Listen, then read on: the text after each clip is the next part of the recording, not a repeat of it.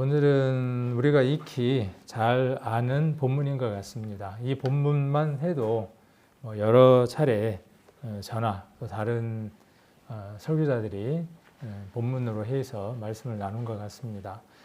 오늘 이 본문은 세 흐름의 중간에 있는 것 같습니다. 하나는 나를 위한 묵상의 시간, 남옥시 가운데에서 가장 중요한 메타노이아, 우리의 삶이 복음으로 회복되는 그 내용의 핵심 가운데 있는 구절이기도 하고, 우리 교회 올해 목표가 혹시 아시죠? 교회표, 삶으로 확장되는 하나님 나라. 여기에도 이 일맥상통한 구절이기도 하고 내용이, 그 다음 또 오늘이 전도집회를 33일 앞두고 있는 날이어서 우리가 전도집회를 앞두고 또 어떤 마음으로 복음을 전해야 하는가 하는 부분에 대한 내용들도 함께 담고 있는 것 같습니다. 아마 주된 내용은 마음에 관한 내용일 것 같습니다. 마음은 아주 중요한 것 같습니다. 그래서 우리의 마음이 무엇을 품느냐, 어떻게 결정하느냐는 것에 따라서 우리의 말과 행동과 삶이 결정되기 때문에 그렇습니다. 그래서 마음은 생명의 통제센터입니다. 그래서 마음이라고 하는 것은 생명의 통제센터이기 때문에 어떻게 우리가 이 마음을 통제하느냐에 따라서 우리의 삶의 결과는 차이가 납니다. 이 그림을 선별해서 이렇게 그렸는데, 혹시 이 그림을 보면서 떠오를 수 있는 성경 구절이, 성경이 있을 수 있을까요? 제가 의도적으로 만들어 달라고 해서 그린 그림인데 제 생각과 여러분의 생각이 같을 수도 있을 것이고, 에스겔서 47장에 나와 있는 내용을 그려달라고 했습니다. 그래서 에스겔서 47장에 대한 내용도 조금 후에 한번 보도록 하도록 하겠습니다. 그래서 우리들 마음에 생수의 강이 시작이 되었고, 그 생수의 강이 차고 넘치는 것에 대해서 47장에 이야기를 하고 있습니다. 우리 안에 생수의 근원이 출발됐습니다. 우리의 마음 안에 생수가 저장되고 있는 게 아니라 그 생수가 차고 넘쳐야 하는 거죠. 우리의 삶으로 하나님의 나라가 확장돼야 된다고 하는 것과 일맥 같은 것이죠. 그래서 우리 안에 생수가 우리에게만 저장되는 것이 아니라 차고 넘칠 수 있도록 우리는 어떻게 우리의 마음들을 잘 통제해야 하는가에 대한 내용입니다. 그래서 본문 한번 잠언 한번 보겠습니다. 잠언 4장입니다. 안 찾아도 아마 외우시는 분들이 많으실 것 같아요. 잠언 4장 23절 같이 한번 먼저 읽겠습니다. 무릇 지킬 만한 것보다 더욱 내 마음을 지키라. 생명의 근원이 이에서 남이니라. 그래서 우리는 이 세 가지 질문을 한번 해볼 수 있습니다. 성경이 말하는 마음은 무엇인가? 우리가 마음에 대해서 잘 알고 있는 것 같지만 잘 표현을 못할 수도 있습니다. 그래서 오늘 정리되는 내용들을 통해서 마음을 우리가 어떻게 정의하고 어떻게 정리해 놓을 것인가 하는 부분이고, 두 번째는 그러면 왜 마음을 그 어떤 것보다 먼저 지켜야만 하는가에 대한 내용입니다. 그리고 세 번째, 마음을 지키는 것이 어떻게 우리 삶을 바꿔내는가, 이 세 가지에 대해서 오늘 집중적으로 좀 살펴보려고 합니다. 그래서 마음은 단순하게 감정의 어떤 기관이 아니라, 그죠? 마음은 슬프다, 즐겁다, 기쁘다, 행복하다, 화가 난다, 이런 감정을 표출하는 통로가 마음이 아니라 우리의 존재 전체를 움직이는 통제센터라는 것이죠. 그러니까 마음은 우리가 살아가는 삶의 방식을 결정짓는 통제센터가 어디냐면 마음이라고 하는 것입니다. 그래서 마음을 어떻게 결정하느냐 하는 것이 우리 삶의 열매로 나타나게 됩니다.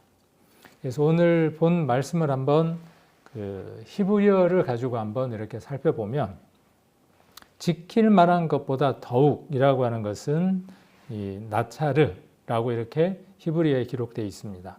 그래서 단순히 보관만 하라는 뜻이 아니라 군인이 성벽을 지키듯 끊임없이 감시하고 경계하고 침입자를 차단하는 것을 말합니다. 우리가 성벽이 있으면 군사가 거기를 지키겠죠. 들어가야 하는 것은 반드시 들어가야 할 것이고 들어가지 말아야 할 것은 그 입구에서 들어가지 말아야 하는 것이죠. 그것이 나차르라고 하는 히브리어입니다. 그리고 두 번째로 레브라고 하는 단어인데 레브는 마음입니다. 그래서 마음이라고 하는 단어를 보면 오늘날의 감정을 말하는 게 아니라 아까 서두에도 말씀드렸던 것처럼 기쁘다 즐겁다 하는 그 마음을 이야기하는 것이 아니라 인간의 존재 전체의 중심부입니다. 우리가 살아가는 모든 방식들에 대한 전체의 중심부입니다. 그래서 생각, 의지, 양심, 영성 모든 것이 여기에서 결정됩니다. 그리고 세 번째로 보시면 제가 글이 잘 안 보이네요. 토체우트 하임인데 글이 여러분들도 보시기에 좀 적을 것 같고 그래서 이렇게 확대를 좀 해드립니다.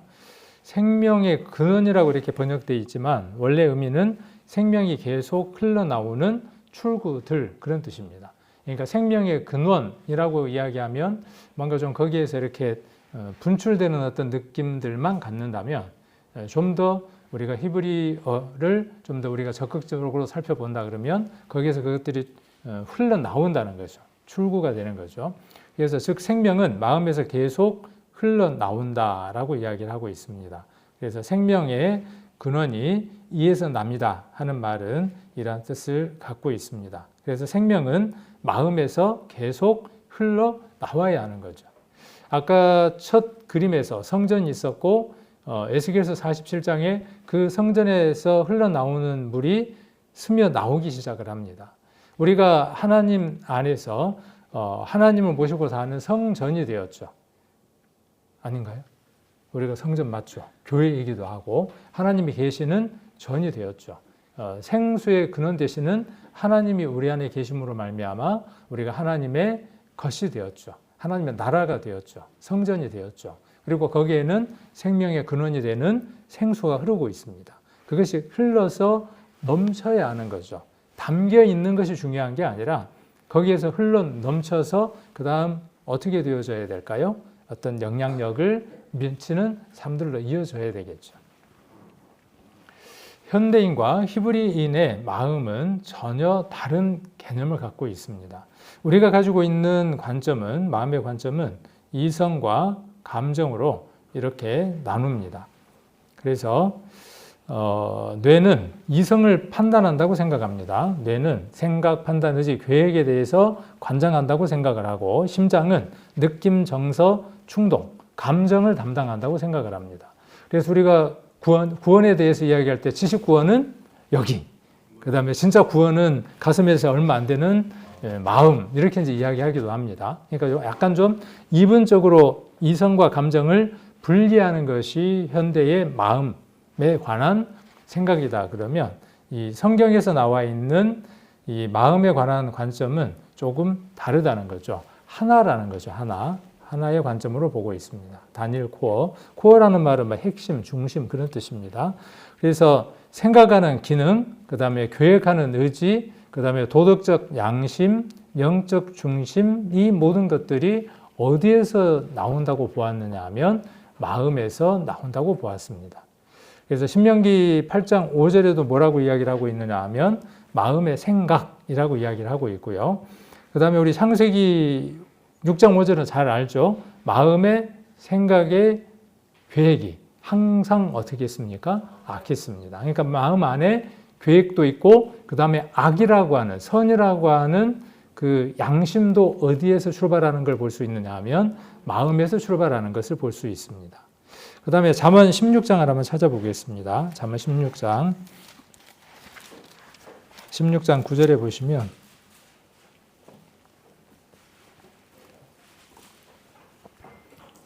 사람이 마음으로 자기의 길을 계획할지라도, 그러니까 계획도 어디에서 나오는 부산물이라고 이야기하느냐 하면 마음이라고 이야기하고 있는 걸 볼 수 있습니다. 그래서 인간의 존재 전체를 움직이는 중앙통제센터가 마음이다 라고 성경은 말하고 있고 히브리인들은 그렇게 이해하고 있고 단어를 쓰고 있는 것을 볼 수 있습니다. 자, 마음은 감정이 아닙니다.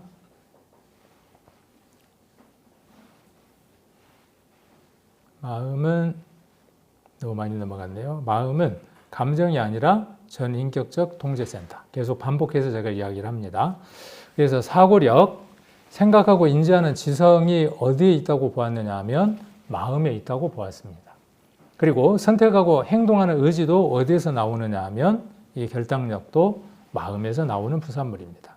옳고 그름을 분별하는 양심도 어디에 있느냐 하면 판단력도 마음에 있습니다. 그러니까 마음의 생각이 항상 악하다 이렇게 표현되어져 있습니다. 영성, 하나님과 인격적으로 만나는 만남의 중요한 통로가 되는 이 영성도 어디에 있느냐 하면 마음에 있다고 보았습니다. 그래서 하나님과 교제하는 영적 기관도 마음입니다. 그러니까 굉장히 중요한 거죠. 사고력, 결단력, 판단력, 영성 이 모든 것들이 관장되는 컨트롤 센터가 어디라고 지금 성경은 말하느냐 하면 마음이라는 거죠. 누구의 마음요? 저와 여러분의 마음. 마음은 여기 있나 봐요. 저도 모르게 마음을 여기라고. 아이고 마음이 아파 이런 사람은 없잖아요. 그죠? 아이고 마음이 아파 그러고 엉덩이는 만지는 사람은 없고 아이고 마음이 그러고 배는 안 만지죠. 마음은 아마 여기에 있나 봐요. 뜨거운 이 심장 안에 있는지 어디에 있는지 우리는 콕 집어서 말할 수 없지만 그냥 우리는 무의식적으로 여기라고 이야기를 합니다. 그래서 이것을 지키라는 것은 감정 관리라는 게 아닙니다.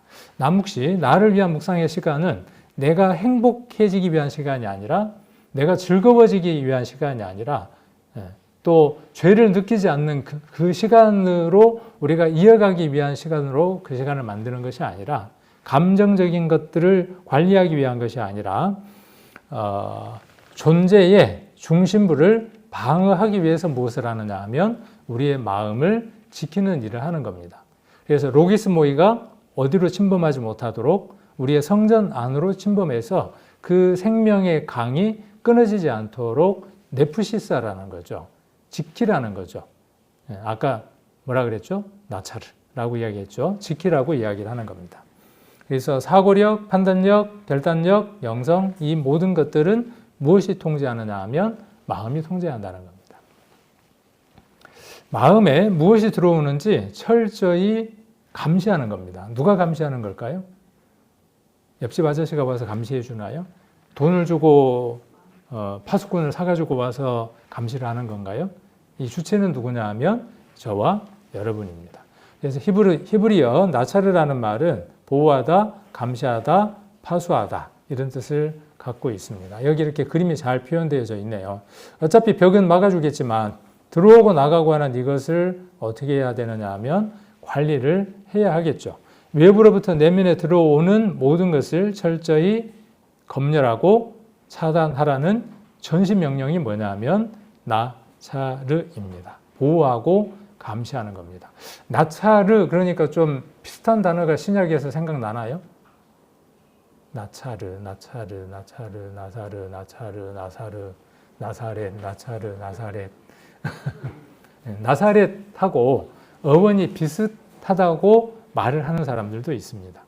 그래서 예수 그리스도께서 보호하고 감시하시는 분으로 나사렛에 오셔서 사역을 하셨고 그 나사렛 예수님이 이제 보호사 성령이 되셔서 우리 안에 오셨다. 이렇게 이 나차르를 나사렛과 연관해서 이야기하는 분들도 있습니다.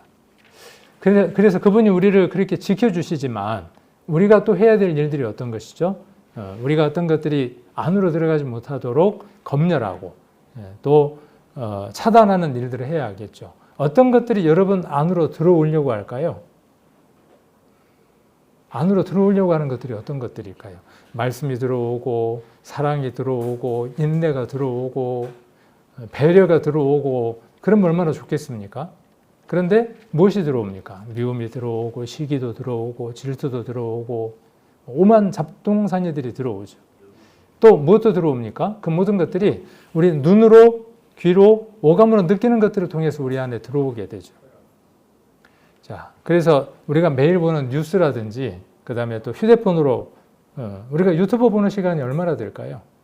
유튜브를 보는 것 자체의 문제라기보다는 그 유튜브에서 우리가 분별하는 게 중요한 거죠. 여기 검열하고 차단하라는 말은 어떤 것도 들어오지 못하게 하라는 말이 아니죠. 분별해서 유익한 것들을 받아들이라는 의미를 갖고 있는 거죠. 그래서 유튜브를 통해서 우리가 유익한 것들을 얻을 수도 있지만 유튜브를 통해서 우리의 영이 망가지는 일들도 생길 수 있죠. 한번 어떤 영상을 하나 보고 나면 자동으로 알아서 어떤 걸 보여주느냐 하면 이 사람이 이거 좋아하는 것 같아. 그리고 비슷한 걸 또 올려줍니다. 또 보고 나면 어떻게 합니까? 또 다시 더 그럴듯한 것들을 올려줍니다. 그렇게 보다 보면 하루해가 저물 때가 있었던 것을 경험하셨나요? 저는 경험은 안 했거든요. 혹시 저보고도 경험하셨다고 그렇게 이야기하실 것 같아서. 경험할 가능성이 저도 농후하죠. 그리고 인터넷도 마찬가지예요. 뭐 유튜브에서 뉴스 같은 것 보다가도 마찬가지입니다. 그리고 세상의 말을 듣다 보면 그렇고 여러 가지 것들을 보다 보면 그 모든 가치관들이 어디로 들어오느냐 하면 우리 안으로 들어오는 겁니다. 그래서 마음을 지킨다는 것은 분별하라는 뜻이죠. 그것이 하나님께 유익한 것인지 내게 유익한 것인지 들어오기 전에 분별해내는 능력을 가지라는 것입니다. 그것이 우리가 지금 남욱시에서 하는 나를 위한 묵상의 시간에서 하는 네프시스입니다. 그래서 우리가 로기스 모의가 무엇인지를 알아야 그것을 지켜낼 수 있는 것이죠. 자, 생명은 머무르지 않고 역동적으로 흘러옵니다. 이것도 에스겔서 47장을 조금 형상화해서 그려놓은 것이기도 합니다. 생명은 절대로 머물러 있지 않습니다. 살아있는 것은 반드시 역동적으로 움직입니다. 우리가 살아있는 사람이었죠. 우리가 영원한 생명을 얻기 전에도 살아있는 생명체였지만 그 생명은 유한한 것이었죠. 그래도 그 생명은 대단한 것입니다. 사람이 가진 그 생명은 못 해내는 것이 없을 정도로 많은 일들을 해냅니다. 그런데 이제 우리 안에 어떤 생명이 왔다고 복음은 말하느냐 하면 예수 그리스도를 말미암아 영원한 생명이 우리 안에 부음바 되어졌다고 이야기를 합니다. 그래서 개역 한글의 근원은 원어의 역동성을 완전히 담아내지는 못하고 있습니다. 직역하면 생명이 흘러나오는 출구들입니다. 마음은 고여있는 연못이 아니라 생명력이 파동치듯 삶의 모든 영역으로 뿜어져 나가는 강력한 펌프입니다. 우리 연못이라든가 이런 데 있으면 적절한 표현은 아닙니다. 지금 말하려고 하는 것에 있어서. 왜냐하면 물이 흘러가야 된다는 표현을 해야 되는데 파동에 대해서 좀 이야기를 하고 싶어서 그러는 거니까.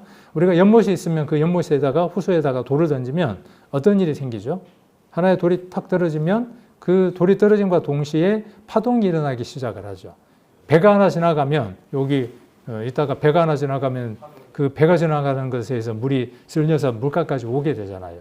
그러니까 어떤 움직임은 반드시 무엇을 가져오느냐 하면 그런 파동을 가져오게 됩니다.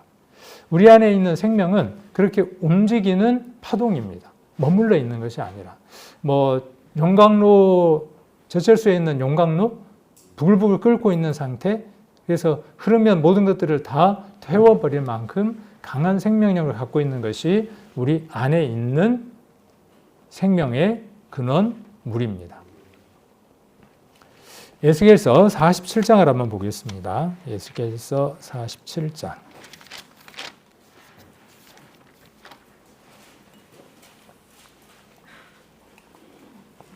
에스겔서 47장하고 요한계시록 22장하고 여러 성경들하고 이렇게 맥이 다 있는 것 같아요.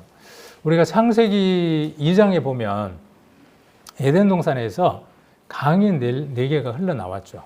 그 에덴 동산은 강에 무엇이었느냐 하면 발원지였죠. 그렇죠? 4개의 강이 흘러나온 발원지였습니다. 우리는 에덴이죠. 기쁨, 즐거움의 동산입니다. 누구를 만나서 그런 동산이 되어졌느냐 하면 하나님을 만나고 예수 그리스도를 만나서 그 아름다운 기쁨의 동산이 되었습니다. 예수님이 생수의 근원이고 예수님을 통해서 끊이지 않는 생수가 솟아날 수 있는 사람이 되었습니다. 그래서 에덴 동산은 4개의 강이 흘러나와 문명을 발생시킬 수 있었던 것처럼 우리가 우리 교회의 올해 목표인 것처럼 삶으로 확장되는 하나님 나라와 연관되는 것처럼 우리 안에 있는 이 생명의 물은 우리 자신을 충분하게 적시고 에덴 동산을 적시고 거기서부터 갈라져 나와 네 개의 근원이 될 수 있어야 하는 거죠. 이것은 인위적으로 만들어낼 수 있는 게 아니죠. 우리 안에 그것이 발견되고 인지될 때 나타나는 현상들이죠. 복음은 무엇이냐 하면 우리는 이전에 메말라버린 사막이었다가 첫 번째 복음입니다. 그렇죠? 우리가 사막이라고 하는 것을 발견하는 것이 첫 복음이기도 합니다. 그런데 그 사막을 예수 그리스도께서 무엇으로 바꿔주셨다는 것이죠? 생수의 강으로 넘치도록 우리를 바꿔주셨다는 것이죠. 그래서 시선이 어디를 보게 하는 거죠? 이전에 사막이었던 나를 바라보는 게 아니라 그것을 여전히 바라보게 하고 정죄하게 하는 것은 로기스모이고, 복음은 우리를 어떻게 돌려놓습니까? 예수 그리스도의 십자가로 돌려놓게 되죠. 여전히 나는 가능성이 없는 존재이지만 하나님이 나를 어떻게 보시는가를 바라보게 되고 그 눈은 나를 자유롭게 하죠. 힘이 있게 만들죠. 생명력 있게 만들죠. 그리고 그 생명력은 흘러나오게 됩니다. 47장 한번 보시면 47장 1절부터 한번 보겠습니다. 그가 나를 데리고 전문에, 성전입니다. 성전문에 이르시니 전에 전면이 동을 향하였는데 그 문지방 밑에 물이 나와서 동으로 흐르다가 전 우편 제단 남편으로 흘러내리더라. 쭉 나와서 3절 그 사람이 손에 줄을 잡고 동으로 나아가며 일천척을 청량한 후에 나로 그 물을 건너가게 하시니 물이 발목에 오르더니 4절에 물이 무릎에 오르고 그 다음에 조금 뒤에 보면 물이 어디까지 흐릅니까? 허리에 오르고 5절 다시 일천척을 청량하시니 물이 내가 건너지 못할 강이 된지라. 그 물이 창이라여 헤엄할 물이요 사람이 능히 건너지 못할 강이더라. 생명력 있는 이 생수는 이런 파동을 만들어내죠. 여러 가지 강을 만들어내죠. 이것이 누구 안에 일어나는 일이라고 지금 에스겔은 구속사적으로 설명하고 있느냐 하면 우리 안에 일어날 일, 머지않아 예루살렘 성전에서 일어날 일이라고 말하고 있지만 실상 이것은 예수 그리스도를 통해서 우리 안에 일어날 일들이라고 말하고 있는 것입니다. 그래서 성전에서 시작된 물이 발목까지, 무릎까지, 그리고 허리까지 헤엄칠 강이 돼서 물이 점점 깊어집니다. 우리의 은혜의 강이 이렇게 점점 깊어져야 되겠죠. 처음에는 어디? 처음에는 스며 나오고, 그 다음에 발목을 적시고, 그 다음 무릎을 적시고, 허리를 적시고 헤엄칠 수 없는 강이 돼야 되겠죠. 그리고 이게 넘쳐서 이제 어디까지 가야 하겠죠? 이렇게 헤엄칠 수 없는 강이 어떻게 됩니까?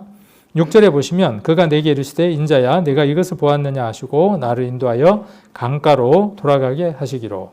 내가 돌아간즉 강 좌우편에 나무가 심이 많더라. 이 대목은 마치 요한계시록에 나오는 생명수의 강이 흐르고 좌우의 시절을 따라 12가지 과일을 맺히는 나무에 대한 표현과 아주 유사하게 닮아 있습니다. 그가 내게 이르시되 이 물이 동방으로 향하여 흘러 아라바로 내려가서 바다에 이르니 이 흘러내리는 물로 그 바다의 물이 소성함을, 라파입니다. 히브리 말로 라파인데 치료, 그런 뜻입니다. 치료함을 얻습니다.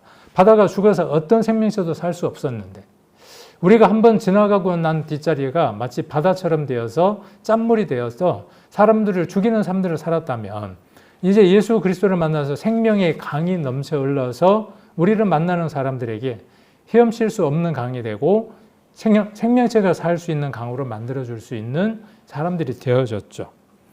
자, 이 강물이 9절 이르는 곳마다 번성하는 모든 생물이 살고 또 고기가 심이 많으니 이 물이 흘러 들어가므로 바닷물이 소성함을 얻겠고, 다시 소성함이 나옵니다. 이 강이 이르는 각처에 모든 것이 살 것이며 또 이 강가에 어부가 설 것이니 엔게디에서부터 에네글라임까지 그물 치는 곳이 될 것이라. 그 고기가 각기 종류를 따라 큰 바다에 고기같이 심이 마르냐와 그 진펄과 개펄은 소성되지 못하고 소금땅이 될 것이며 강 좌우에는 각종 먹을 실과 나무가 자라서 그 잎이 시들지 아니하며 실과가 끊기지 아니하고 달마다 새 실과를 맺으리니 그 물이 성소로 말미암아 나옴이라. 그 실과는 먹을 만하고 그 잎사귀는 약 재료가 되리라.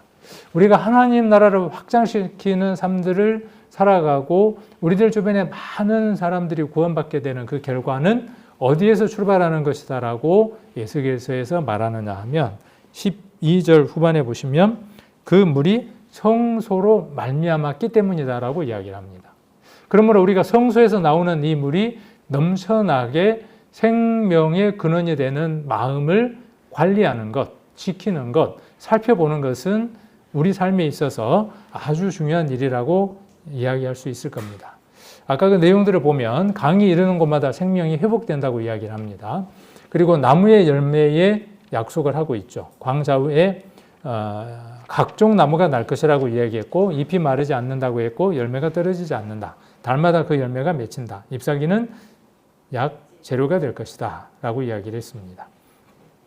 그리고 모든 것이 생명의 근원으로 말미암은 것이다 라고 이야기를 하고 있습니다. 그래서 이 내용의 흐름이 창세기 2장에 나오는 에덴 동산의 강, 그리고 에스겔서 47장에 나오는 성전에서 흐르는 강, 그리고 요한복음 7장 38절에서 이야기하는 우리 안에서 나오는 생수의 강의 넘침, 그리고 사도행전에서 다음 주일날 좀 이야기하려고 하는데 성령이 전해지기 시작을 하죠. 그래서 이 일과 그 다음에 요한계시록에 나오는 생명수의 강이 보좌에 흘러나와 좌우의 나무들을 열매를 맺히게 한다는 내용들이 이렇게 연결되어져 있는 것을 볼 수 있습니다. 이런 하나님을 이스라엘은 어떻게 했습니까? 마음에 받아들이고 그분을 수용하고 그분에게 순종하고 그분은 하나님의 나라의 왕으로 순종하고 다스림을 받고 통치를 받는 삶을 살았습니까? 거스리고 반역하고 하나님께 불충하는 삶을 살았습니까? 우리는 성경을 통해서 곳곳에서 그런 경고의 메시지들을 볼 수 있습니다. 예레미야서를 한번 보겠습니다. 예레미야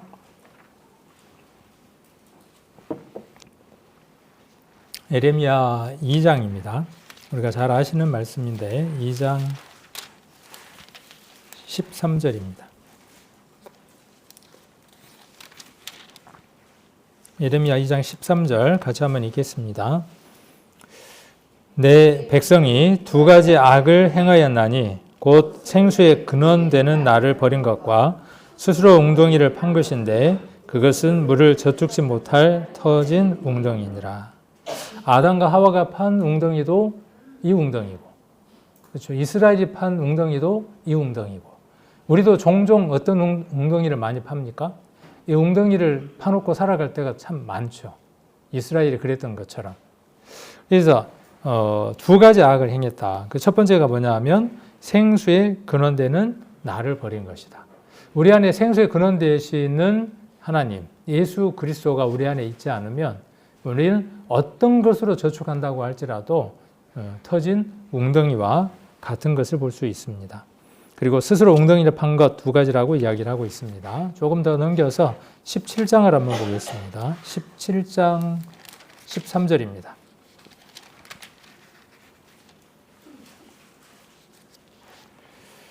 여기도 같이 한번 읽겠습니다. 이스라엘의 소망이신 여호와여, 물을 주를 바라는 자는 다 수치를 물은 여호와를 떠나는 자는 흙의 기록이 되오리니 이는 생수의 근원이신 여호와를 버림이니이다. 자, 여호와여 무릇 주를 버리는 자는 다 무엇을 당합니까? 수치를 당합니다. 생수의 근원되는 그리스도 하나님을 향한 삶을 살지 않으면 넘치는 삶들로 우리의 삶들이 이어지지 않으면 우리는 세상으로부터 손가락질을 당하게 되고 하나님의 나라의 확장에 대한 장애들이 생기게 됩니다. 그래서 이스라엘이 그러한 실패를 했던 것처럼 우리들 삶들 가운데에도 그러한 실패를 이어갈 수 있죠. 그럴 때마다 우리는 어디로 돌아가는 것이죠? 발견하고 바로 메타노이아, 복음으로 돌아가는 겁니다. 우리의 시선을 어디로 바꾸는 것이죠? 하나님께로 그리스도의 그 복음으로 바꾸는 겁니다. 그렇습니다. 나의 이 허물과 죄를 나 스스로는 해결할 수 없습니다. 그리스도가 이 모든 문제를 해결하셨고 그래서 죽으셨고 장사됐고 나를 하나님 앞에 서게 하기 위해 부활하셨습니다.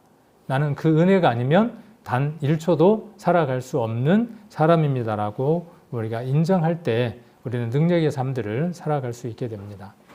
몸의 모든 감각과 행동은 하나의 코어, 핵심으로 연결이 됩니다. 잠언 다시 한번 가보겠습니다. 잠언 4장. 잠언 4장으로 다시 한번 가보겠습니다. 23절.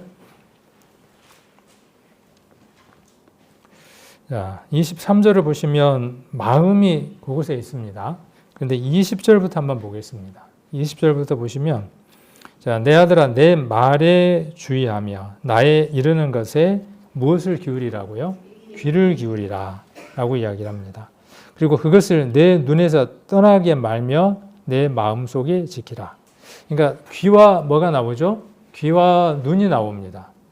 자, 입력기관이죠. 귀와 눈이 나오고 그 다음 조금 더 뒤로 넘어가서 보면 24절에 보시면 괴를 내 입에서 버리며 사곡을 내 입술에서 멀리하라 라고 이야기를 하고 있고 27절에서는 우편으로나 좌편으로나 치우치지 말고 내 발을 악에서 떠나게 하라. 그러니까 입술 버려야 하고 악을 버려야 하는데 그 핵심에는 무엇이 있다는 것이죠? 결국은 무엇이 있는 거죠? 마음이 있다는 거예요. 마음.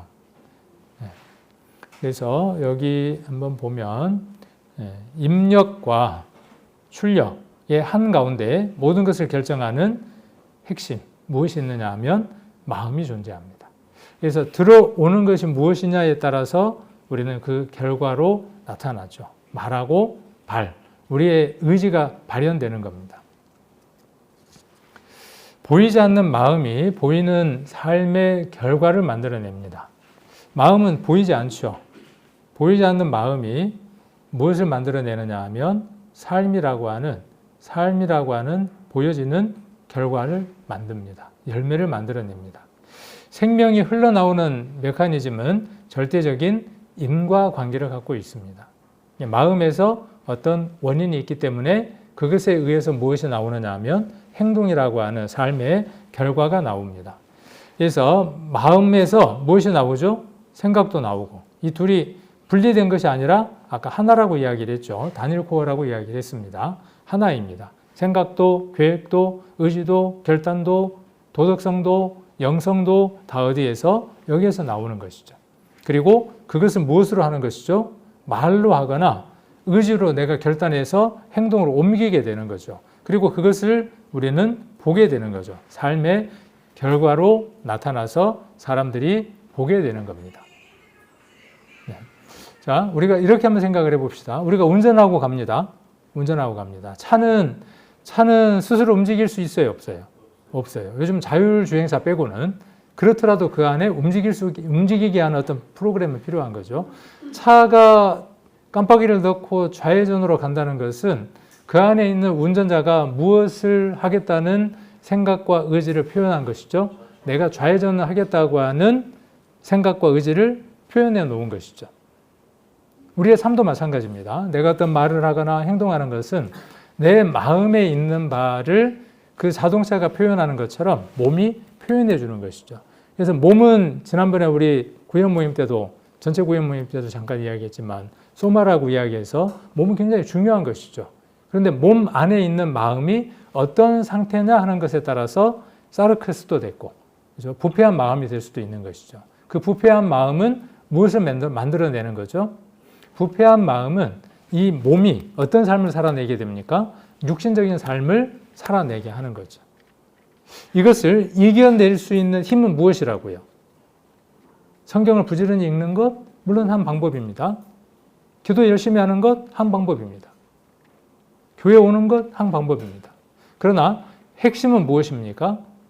우리가 근본되는 생명의 그런 데는 복음으로 우리의 시선이 옮겨지지 않으면 우리의 힘을 얻을 수 없습니다. 그 모든 것 가운데에 가장 핵심이 되어져야 되는 게 예수 그리스도로 말미암는 삶을 살아가는 겁니다. 그분으로 인한 삶을 살아가는 겁니다. 잠언 23장입니다.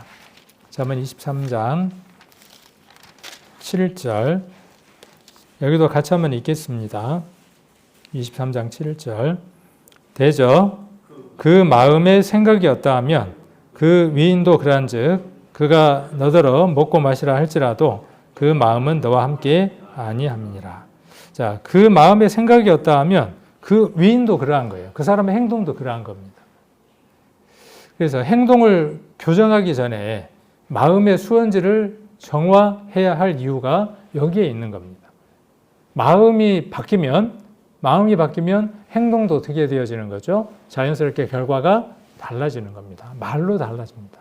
무엇을 마음에 품느냐? 배려의 마음을 품으면 배려의 말이 나오고 배려의 손짓이 나오는 겁니다. 또 어디를 한번 보느냐면 20장을 한번 보겠습니다. 잠언 20장 11절입니다. 20장 11절 같이 한번 읽겠습니다. 비록 아이라도 그 동작으로 자기 품행에 정결하며 정직한 여부를 나타내느니라. 그러니까 아이도 무엇 할 수 있는 거죠? 그의 마음 가운데 있는 정직함을 무엇으로 드러낼 수 있는 힘이 있는 거죠? 마음에 있는 것들을 드러낼 수 있는 힘이 있습니다. 그러나 우리는 아이입니까?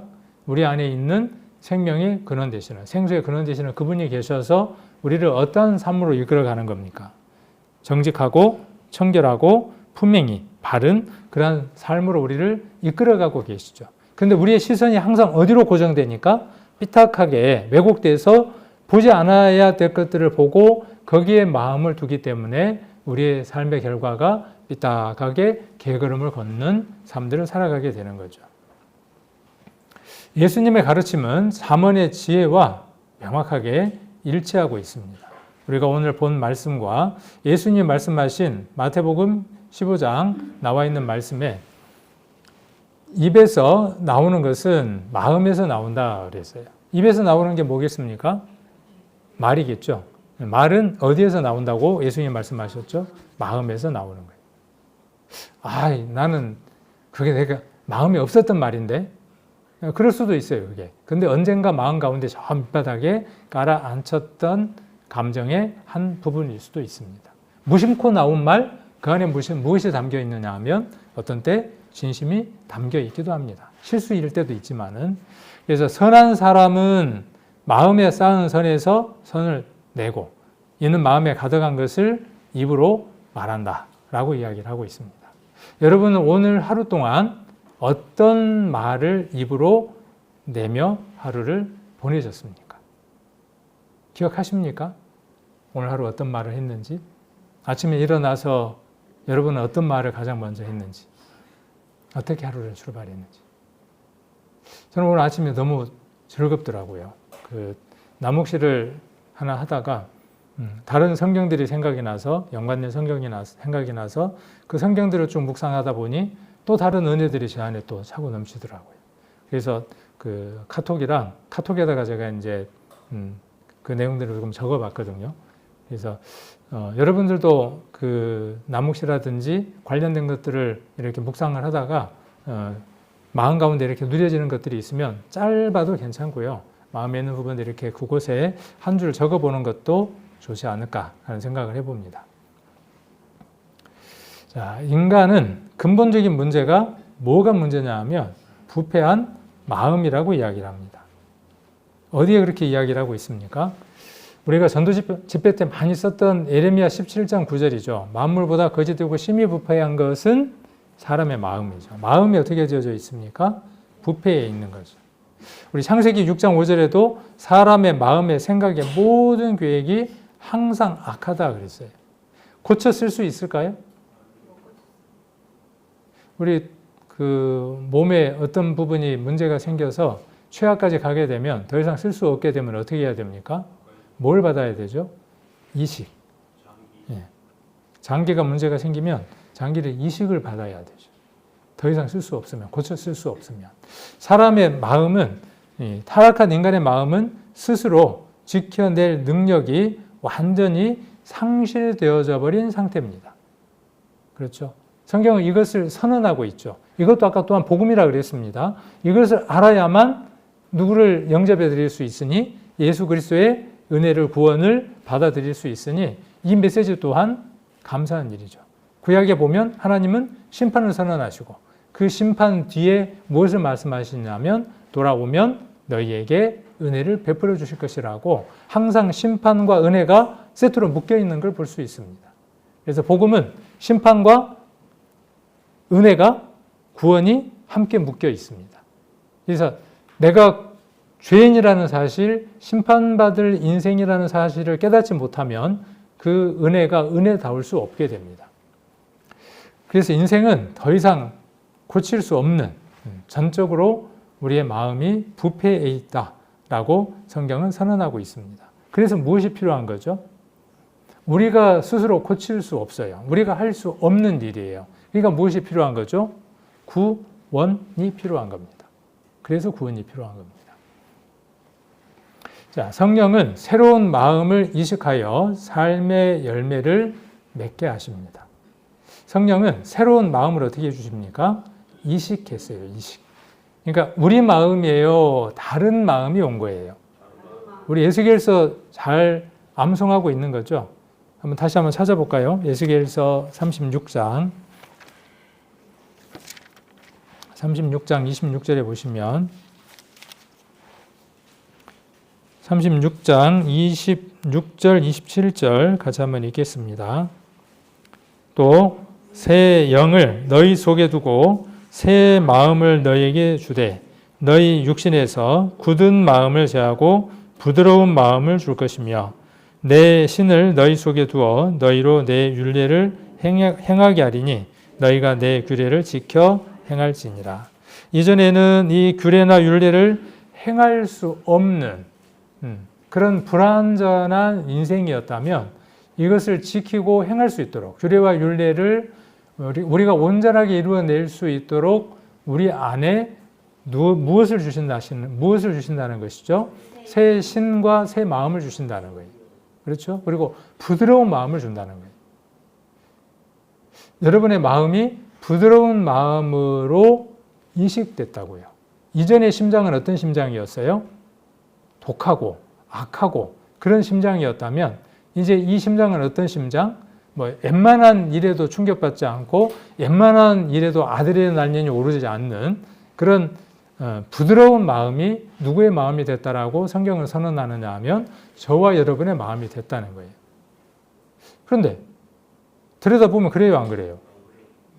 안 그래요 하는 게 뭐냐면 로기스보이라니까요.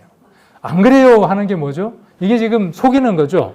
진실은 뭡니까? 지금 성경이 말하는 진실은 뭐냐 하면 네 눈으로 너를 보기에 그러하지만 하나님이 너를 보기에는 심장을 바꿔줬다라고 선언하고 있는 거잖아요. 그런데 자꾸 속는 거죠. 자꾸 들여다보면 어때요? 정죄하고 판단하고 나 같은 놈이 어떻게 교회를 간다냐. 그러니 우리가 능력 가운데 살아가는 것들이 더딜 수밖에 없죠. 우리는 어떤 사람들이다? 예수의 심장을 이식받은 사람이다. 복음은 이것을 보게 하고 복음은 이것을 인정하게 하지만 잠깐 한눈 팔면 무엇을 보게 만든다? 내 마음은 더러운 마음인데 금방 그렇게 돌아서게 한다. 자, 신약의 성취입니다. 예수 그리스도 안에서 성령께서 우리의 마음을 다스려 줍니다. 내가 내 마음을 다스리는 게 아니라 내 마음을 누구의 마음이니까 맡겨드리는 거죠. 그분의 마음으로 이식받았으니까 그분에게 맡겨드리는 거죠. 이 마음이 하나님의 마음이 돼서 풍성하게 넘쳐나기를 원합니다라고 그분에게 맡겨드리는 거죠. 매일 아침마다, 순간순간마다. 이 훈련과 훈습이 되어져 있지 않으니 우리는 무엇을 늘 보느냐 하면 옛날에 사막, 메말랐던 것, 고장났던 심장으로 살아가기 쉬운 삶들을 삽니다. 우리가 로마서 12장 2절에도 마음을 새롭게 함으로 변화를 받으라 그랬죠. 마음이 새로워지는 거죠. 에스겔서에 나와 있는 내용과 결이 같은 걸 볼 수 있습니다. 그래서 성령의 열매는 갈라디아서에 나와 있는 성령의 열매는 내가 억지로 만들어내는 것이 아니라 내 시선이 누구에게로 바뀔 때 우리가 그 묵상들을 통해서 복음으로 내 마음이 고정될 때 그때 자연스럽게 성령의 열매가 맺히기 시작하는 거죠. 마음에서 자연스럽게 흘러오는 생명으로 말미암아 이 일들이 이루어집니다. 그래서 복음은 행동을 교정하는 게 아니에요. 그렇죠? 복음은 마음에 들어오는 이 복음은 행동을 교정해 주는 게 아니라 마음을 고치게 만들고 결과론적으로는 우리의 삶이 하나님 앞에 고정되게 만들어 줍니다. 세상의 어떤 가치보다 마음을 지키는 것이 궁극의 우선순위입니다. 아마 순위로 따지면 영순위입니다. 영순위. 우리는 재산을 지키기 위해 금고도 사고, 요즘은 금고 안 사도 되지만 건강을 지키기 위해 약을 먹고, 건강 지키는 거 참 힘들더라고요. 해보셔서 아시죠? 네. 건강하게 살아가는 그 일들이 쉬운 것이 아니더라고요. 많은 연구도 해야 되고요. 의지를 가지고 시간도 투자해야 되고요. 먹는 것도 어떻게 해야 됩니까? 네. 분별해서 먹어야 하고요. 쉬운 일이 아닙니다. 건강도. 그리고 약을 먹는 것도. 그리고 명예를 지키는 것도 이 모든 것들이 쉬운 일이 아니라는 거죠. 하지만 솔로몬은 뭐라고 이야기를 합니까? 그 모든 것보다도 무엇을 지켜야 한다고? 마음을. 그러니까 우리가 건강을 지키기 위해서 그렇게 투자하는 것보다 무엇을? 마음을. 그러니까 마음도 우리가 수치를 두고 그렇게 우리가 검사를 해보는 것도 필요해요. 아침마다 저울에 올라가서 몸무게를 재는 것처럼, 당화 혈색소도 재보는 것처럼. 어떤 분들은 큰 병이 있을까 봐 병원에 가서 검사도 안 받는 분들도 계시더라고. 네. 그것도 어떤 면에서 좀 지혜로울까요? 나이가 많으면 괜찮은 것 같은데 그렇지 않으면 얼른 검사해서 나를 건강하게 만들어서 건강한 몸으로, 청지기로 이 몸을 산제사로 드릴 수 있도록 몸도 잘 관리하는 게 필요하겠죠. 바로 이런 게 뭐냐면요, 복음으로 살아가는 마음들입니다. 자, 삶의 방향, 신앙의 상태, 인간관계. 이게 굉장히 중요합니다. 인간관계. 왜? 인간관계가 뭘 만들어내니까? 복음을 전할 수 있는 통로가 되니까. 그 다음에 영적 열매. 이 모든 것이 어디에서 흘러나오느냐 하면 마음에서 흘러나오기 때문입니다. 전도 집회가 33일 남았는데 어떻게 해야지? 내가 그래도 교회 전도사인데, 내가 목사인데, 내가 그래 교회를 다니는 사람인데 그래도 나가서 내가 입을 벌려서 이야기를 해야지. 괜찮은 것 같아요. 그것도 안 하는 것보다는.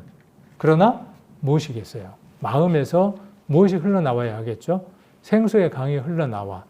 내게 이렇게 하나님 나라가 성전에 강이 넘칠 수 있었던 것처럼 저 불쌍한 인생, 터진 웅덩이, 그렇죠? 터진 웅덩이, 사막, 이전에 나처럼 살아가는 저들에게 생수가 넘치도록 해줄 수 있다면 얼마나 좋을까? 하나님, 저 사람을 위해서 제가 간절히 기도합니다. 발이 무거워서 움직이지 않으려고 합니다. 예수님이 십자가 지실 때 그렇게 무거웠던 것처럼 제 발도 한 걸음 뛰어지질 않습니다. 전화하는 것도 어렵습니다. 제 생각 안에 로기스 모이는 전화하면 또 안 된다고 말할 것 같습니다. 그 말을 들으면 내가 불편할 것 같습니다. 그렇지 않겠습니까? 그것을 뛰어넘을 수 있는 힘이 어디에 있다라고 이야기하느냐 하면 마음에 있는 생수의 강에 있다고 이야기를 합니다.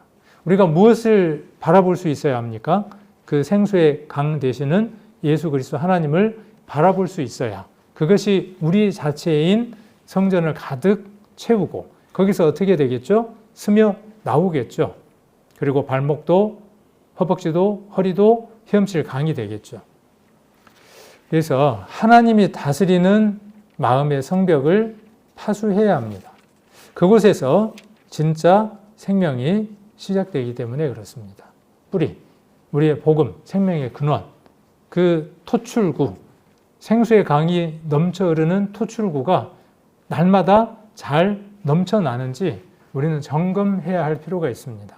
오늘 잠언 4장 23절을 통해서 무릇 지킬 만한 것 가운데에 우리의 마음을 지키는 것, 하루의 시간들 가운데에서 이 일이 얼마나 중요한지를 매일 생각하시면서 승리할 수 있는, 그래서 복음이 전해지는 나를 통해서 그렇게 에스겔서 47장에 나와 있는 일들이 우리 안에 이루어질 수 있도록, 우리 교회 안에 이루어질 수 있도록 그런 삶들을 살아가는 우리 귀한 성도님들 되셨으면 합니다.